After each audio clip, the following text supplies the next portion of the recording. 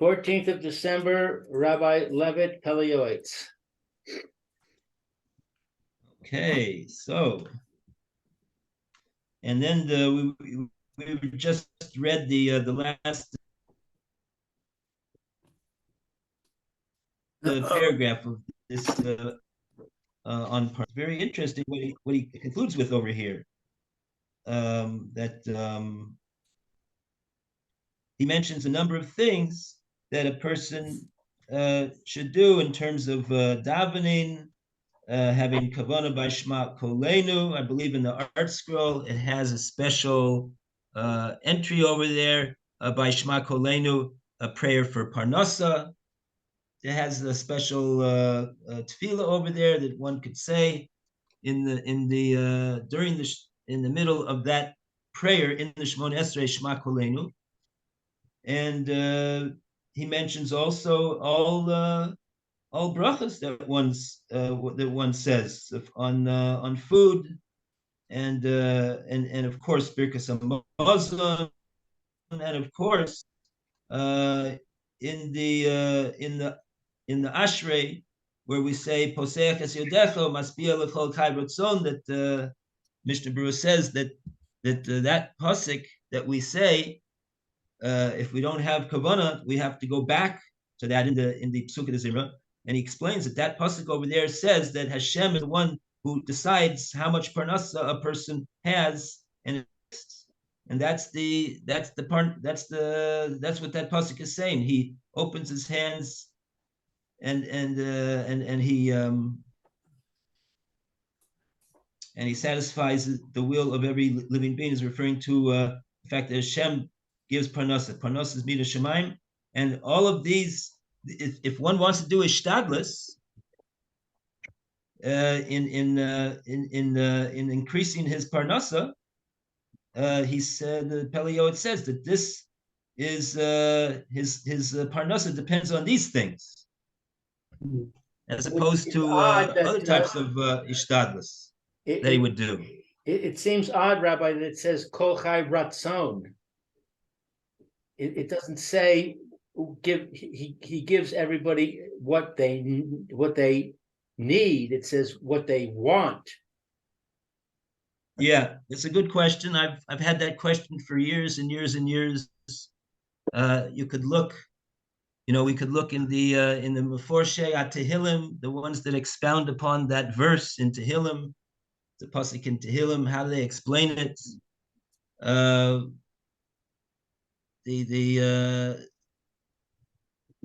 But it's a very interesting limud that we could do. But bottom line is the halacha l'maisa is that's what that pasuk means. It means what the he Mishnah needs. Berurah says the Mishnah Berurah says that's what it refers to. What he needs. What? That's what he refers to is what he needs, not what he wants. In English, the word want also can mean the lack. You can say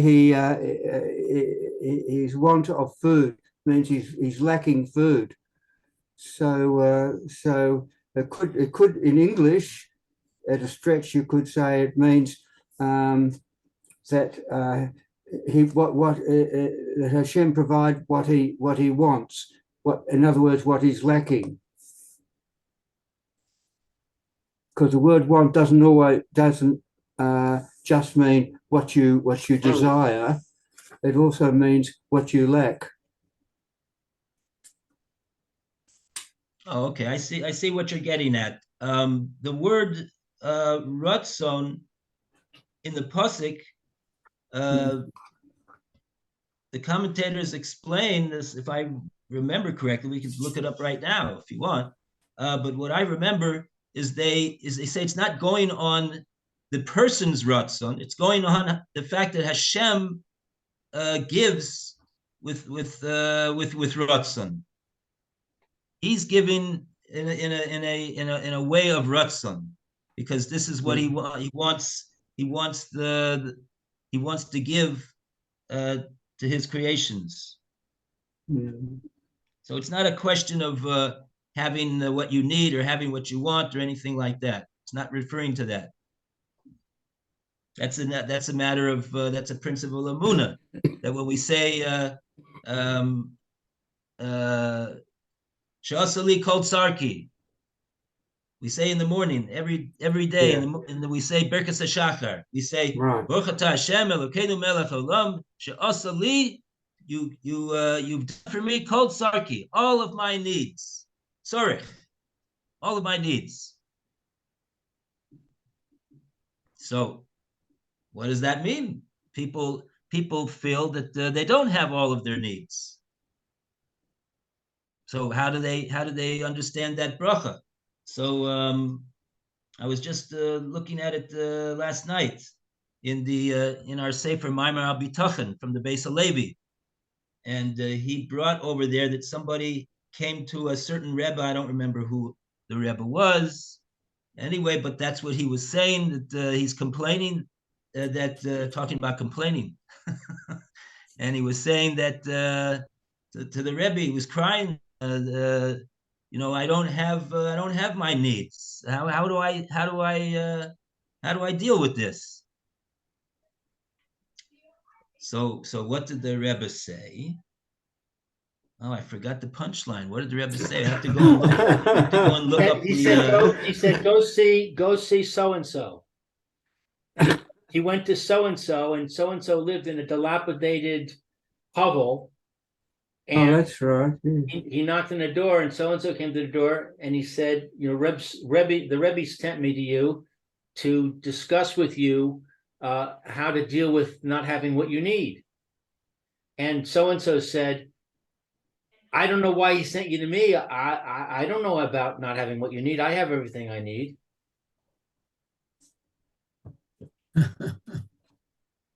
In other words, he was very, very poor, but he was satisfied. He felt complacent or content with what he had. And he was teaching the person who was complaining. He was teaching the person who was complaining that he should be content with what he has, not always wanting more. Okay. That's the way I heard it. Okay, good. Right.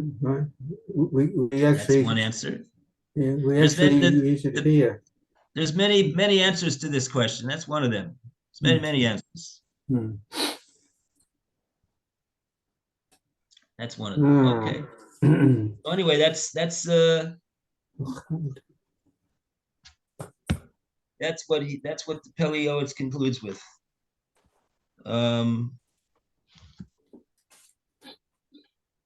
Ki be'ele tolui ikar haparnasa. In these things, this is what a person's is the main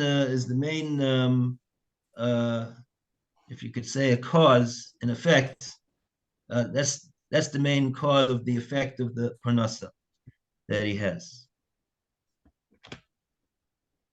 It's an ikr in his parnasa. Okay, it's a foundation in his parnasa. Okay, so that's a round of applause for parnasa. We share as well. All right. What is it? Pochad? Pochad. Is it pay with a cuts under it, or is it a and then a dash under the ches? Oh, okay. That's a good question. Or is it here they have with two patachs. Two say that again. Sorry, I didn't hear you. Two patachs. Pochad. Pachad. Patach. Up the pachat to the dash. The dash. Yes, just a dash, not a not a T. Oh, right. Okay. Pachad.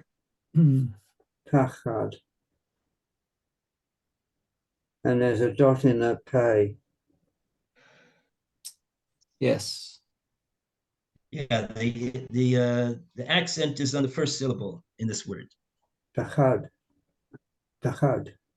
Pachad. Pachad. Okay. I'm too scared to say it again.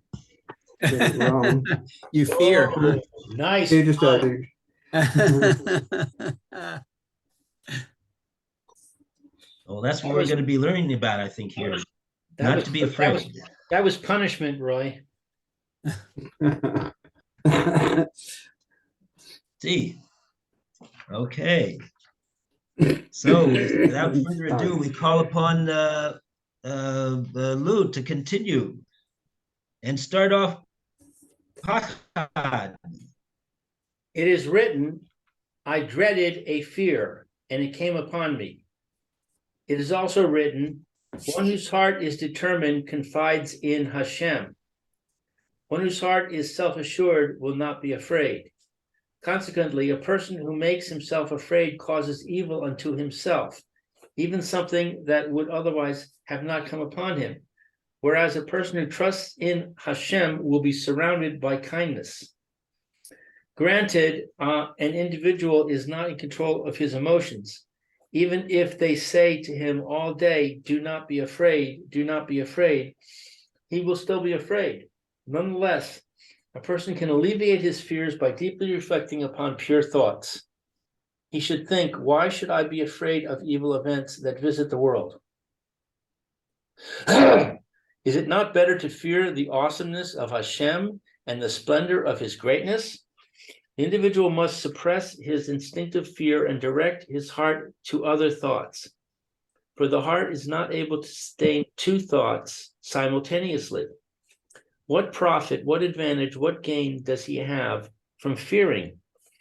If the decree has been made, it will come upon his head, and no one can save him from it. If it was not decreed, only his fear remains with him. Moreover, it is possible that even something that was not decreed will come upon him because of his fear. Therefore, a person must strengthen himself and make his heart like the heart of a lion. He should be confident that no misfortune will befall him. If any decree has been made against him, a person should feel that everything that Hashem does is for the good. Nevertheless, even though a person will not be afraid, he needs to take precautions and do whatever is within his power. A man should pray before any misfortune befalls him and give charity which nullifies a decree.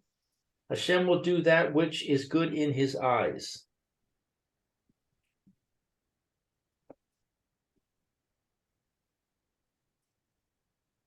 I was looking at the word fear, to fear Hashem and to have other sorts of fear, two different fears.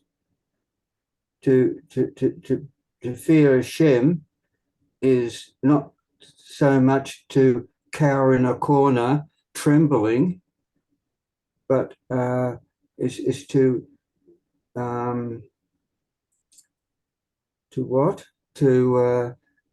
To understand and to be awed, even overawed by Hashem, and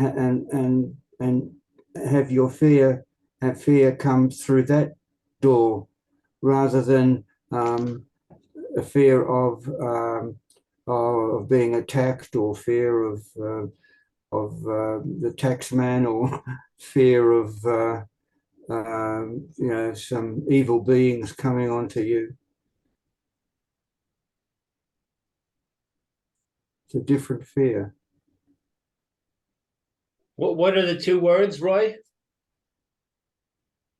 Well, fear can be afraid of something, or it could be in awe of something. Yeah. Here he's equating the two, I think. The year. Isn't it better to fear the awesomeness of God Why should I be afraid of evil events that visit the world?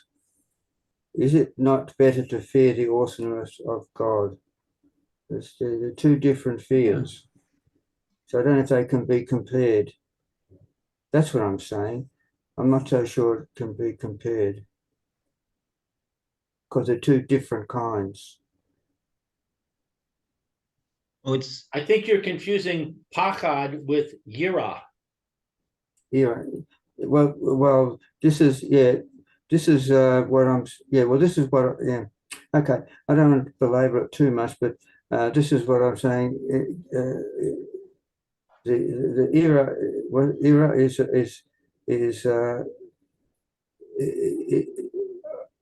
think Pele Yoetz might be comparing the two.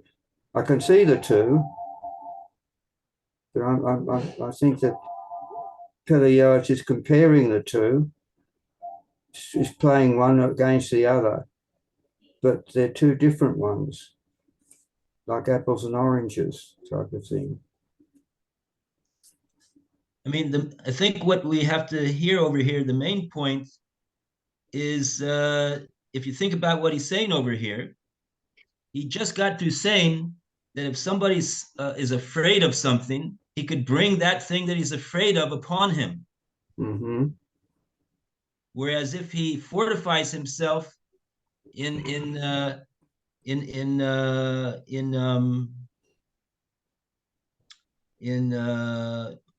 his bitachen in Hashem, that Hashem is the one who's in charge, and He's the one who is in control of everything, and nothing can happen to me unless no one can do anything to me that Hashem doesn't allow, and and uh, and that could in the schus of that expression of his bitachon, he could be could be surrounded by Hashem's chesed, and so therefore, since that is so, the Pele Yoetz continues to the next step and say, so if so, then you see it's a better deal to not be afraid of all these different things that can happen to a person. And when he reads the newspapers or listens to the radio or he hears people talking about all things and he gets all frightened and scared, it's better to if he does want to be afraid of something, so let him be afraid of Hashem. That's a mitzvah. And then he'll get schus for the mitzvah of realizing that Hashem is the one who's who is the one to be afraid of. So it flows from what he said before. There's a reward to be had. If a person has, you said he shouldn't freeze in a corner and feel motionless because of his fear of Hashem. Generally, that's true, but there is a situation where it would be a good idea to feel like that. If the Yetzer Hara goes and tells him to do something or look at something or say something that's totally forbidden, then yes, that he should freeze in his steps and be frightened of doing something against Hashem and the onshim that could accrue as a result of doing that. That he should freeze in his steps and not say and not do and not look. That would be a good thing to be afraid like. That's what we're looking for. That'll stop him in his tracks, 100%. But you're right. Generally speaking, right, a person has to do, and so he has to act. He has to perform. He has to function. So if he's so afraid that he can't get out of bed in the morning, and he's got to put his covers over his face because he doesn't want to face the reality of the day, so then that's not a good fear. Of course, that I don't think that's a fear of Hashem. That's just a fear. He needs some help. He needs some help. But anyway. And we always have to yeah, okay. That's the point. That's the main point. I wonder, Rabbi, those since Roy made me think about it. What's the difference between yira and pachad? Okay, that's a good question.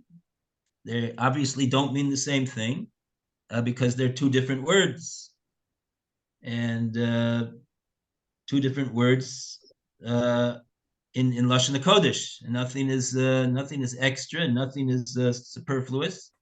So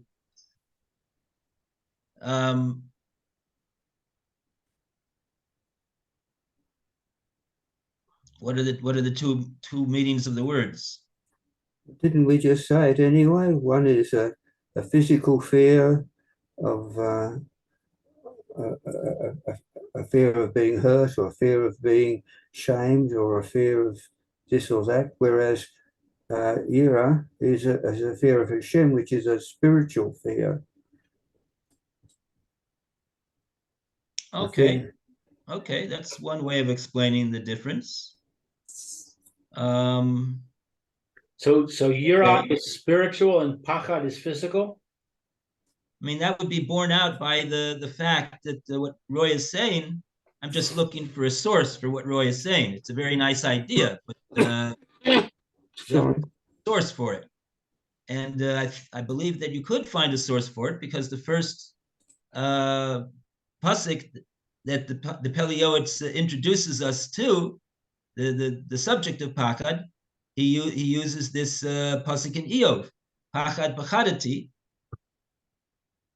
v'yesayeni. And so you see over here that that when Eov wanted to talk about a pachad of a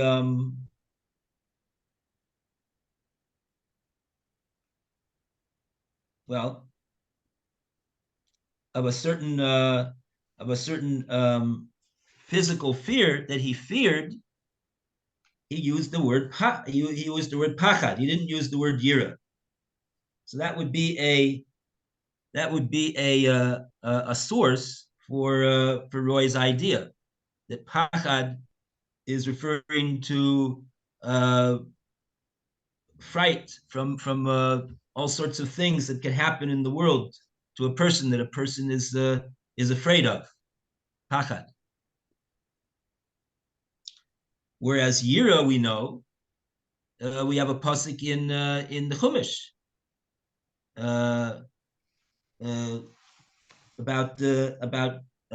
that connects yira to the yira of Hashem, yiras Hashem. Yiras Hashem Tahora, Medes Lo'ad, David HaMelech says also. So we find that yira is often used in regard to Hashem. So this would be a source for this idea that Roy is saying, that we find that pachad is of physical events happening to a person, and different fears that he has, but yira is in regard to Hashem. The Mesilas Yesharim also uses the word. He divides yira into two different categories. He said, and they're both in regard to Hashem. There's a type of yira called yiras ha'onesh, the yira of Hashem's of the consequences of not doing the Ratzon Hashem, of doing averas, chas v'shalom. There's onesh, there's onshim, and that's one type of a yira. And then there's a higher level of yira, actually, which is what the Pele Yoetz is referring to over here. The yira of the romamus of Hashem, of the exaltedness of Hashem, and the greatness of Hashem, and the powerfulness and the omniscience of Hashem, and everything that Hashem is, which is so. One could be one has a yira from Hashem not to violate his ratzon because of how great and exalted and awesome and mighty that he is. So that's those